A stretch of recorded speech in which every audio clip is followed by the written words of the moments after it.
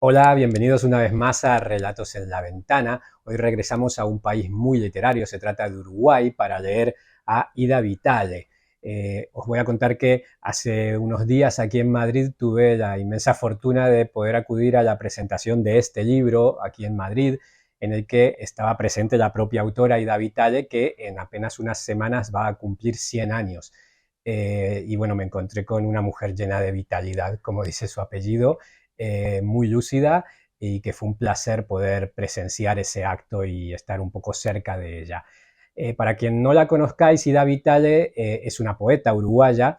Este libro de relatos, Donde vuela el camaleón, de 1996, es casi una rareza dentro de su producción literaria, aunque ella ha hecho algunos escritos de prosa poética. Pero este es un libro muy narrativo, aunque evidentemente tiene un tono muy lírico, como podréis ver luego en el cuento que os voy a leer.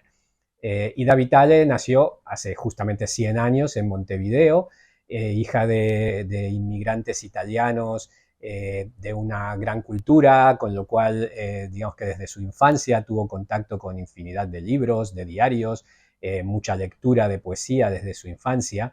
Y en su juventud estudió magisterio y se dedicó a la enseñanza durante un tiempo. Después también fue coordinadora de muchísimas páginas literarias de diarios y de revistas, de crítica literaria también.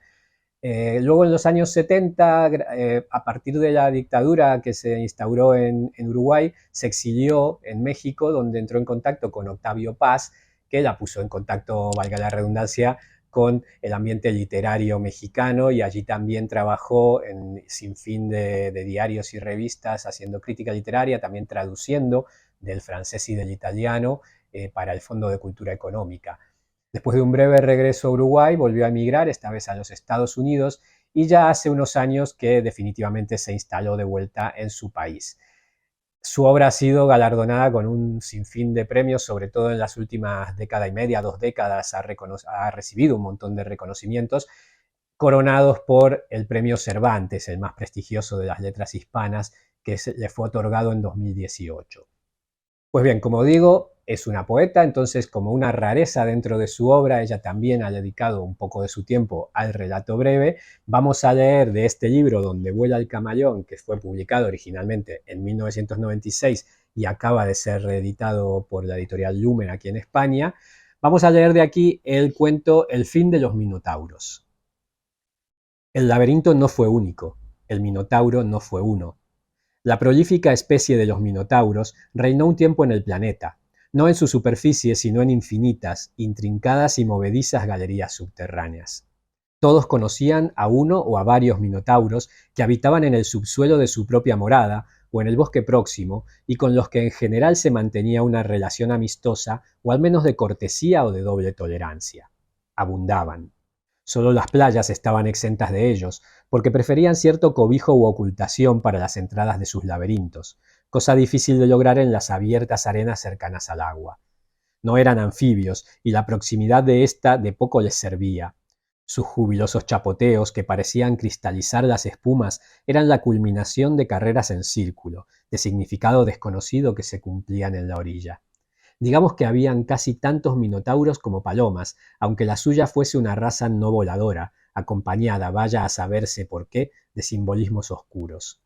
Solían tener cuerpo de hombre dominado por una cabeza de toro. Esta imagen, abusivamente explotada por algún pintor que sin duda se reconocía en ella, no era monótonamente invariable. Hombre leve, cabeza toril; hombre membrudo, culminación en cabeza de becerro. Entre esos extremos corría una parte de la gama. Podían verse cuerpos movedizos y cabezas románticas, casi vacunas, que no metían miedo a nadie, y también toros con cabezas bastante humanas, aunque estos se consideraban turbadores mutantes. Su comentado e irregular origen tenía que dar lugar, como es natural, a estas fastidiosas variantes. ¿Qué podía salir de un bellísimo toro blanco que quizás fuese Zeus, y de una mujer que, aguardando el apasionado asalto amoroso desde el interior de una fábrica vacuna, debió haber experimentado, en trance tan fuera de proporción, algún sentimiento y placer bovino? Hubo, eso sí, un primer minotauro. Así como fue insólito su nacimiento, fue insólita su multiplicación, no por parto, ni mucho menos por partogénesis, sino por concreción de imagen obsesiva. No podía Parsífae dejar de pensar la monstruosa generación en que estaba implicada. Cada vez que pensaba en ello, un nuevo minotauro venía al mundo. A veces el pensamiento se le desmadejaba, apartándose de la especie original, y se precipitaban las variantes, más o menos airosas, más o menos cercanas a su antecedencia. Y eso siguió ocurriendo hasta la deplorada muerte de Parsífae, la madre más prolífica e involuntaria de que se tiene noticias, aunque incompletas. Cansados de sí mismos y quizás de su nombre, que les recordaba a un padre que pese a su proverbial sabiduría había sido culpable indirecto del traspié de la madre, un tanto descuidada entre tantas responsabilidades de Minos, Minotauro sabía que se alejaban del mar para revolcarse en el limo, pero ni iban más allá en la manifestación de sus pesadumbres, ni resurgían trocados en lobo, aunque fuesen capaces de ver en las tinieblas. Los habitantes de la superficie se inquietaban a veces con los ruidos sordos, retumbantes, que provenían de la allá abajo. Los minotauros cumplían su secreta y nocturna vida sin malicia, pero sus movimientos trascendían hasta los hombres, creando pesadillas y falsos sueños proféticos, que al no cumplirse enfurecían a quienes habían confiado en ellos por su insensatez. El enojo filtraba como una lluvia ácida hacia los semitoros. Estos, en la medida en que no eran humanos, sentían una irreprimible pasión por la luna, a la que contemplaban cuando esplendía en el cielo, asomados a la entrada de sus cuevas confusas. Pero aún no habiendo luna, la noche despertaba sus indisimuladas nostalgias, puesto que en las lacerías de las constelaciones miraban, divinizado, el dibujo no muy bien comprendido de sus enredados dominios. Eran seres dulces, y en esos momentos de pacífica adoración ofrecían una imagen muy conmovedora de su vida y deseos. A pesar de esto, los hombres tejían taimados proyectos en su contra. Recelaban de sus vecinos doblemente, por lo que tenían de hombres y por lo que tenían de toros, no olvidando la extravasada torpeza que había empezado a gestarlos. Así, dieron el primer paso estableciendo una vigilancia colectiva, sin mayor disimulo, sobre esposas, hijas y hermanas. So pretexto de higiene, conservación o estatus, reforzaron los pisos de sus casas, quien con mármol, quien con robustas tablas, en prevención de que pudieran establecerse accidentales o perversas comunicaciones entre las de arriba y los de abajo.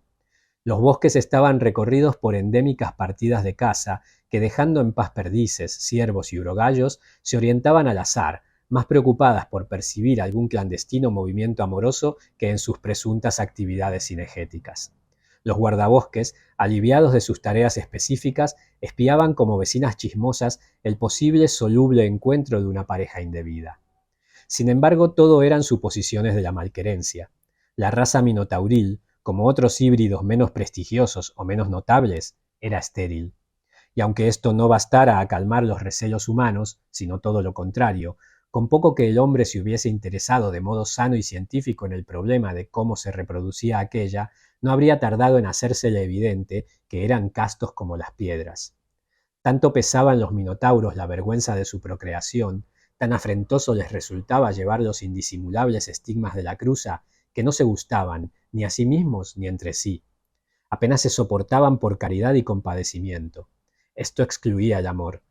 Menos hubieran sido capaces de concebirlo fuera de su especie. Además, las mujeres los rehuían. Algunas los detestaron vista la vigilancia a la que se veían sometidas por su causa, en especial las que estaban enredadas en alguna aventura con un humano, ahora dificultada. Otras, inocentísimas, los eludían con cierta desazón. Estaban pues condenados a un aislamiento casi mortal y en un ya previsto corolario a extinguirse, y lo sabían, aunque los últimos venidos al mundo fueran o parecieran más inconscientes del final que se cernía sobre su raza. Sí, chapoteaban jubilosos, pero no los culpemos. Ya se sabe que no fueron la única especie que, por un motivo u otro, mira su propia declinación, paladea el peligro y no detiene sus carreras irresponsables. Este es el relato El fin de los minotauros, de Ida Vitale. Espero que os haya gustado.